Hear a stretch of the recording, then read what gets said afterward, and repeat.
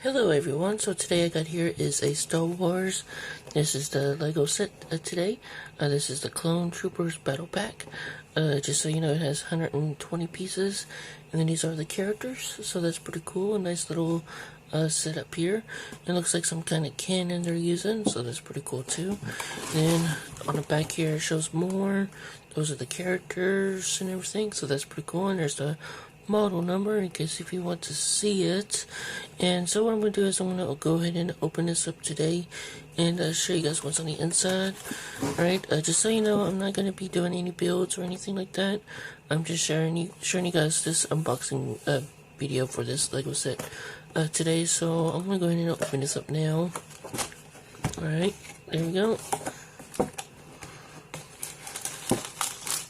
I'm going to take everything out.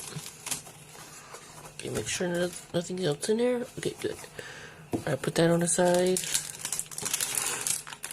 So we got one package here, and then the second one, and we got this one too. So, it comes with a booklet to show you all the instructions.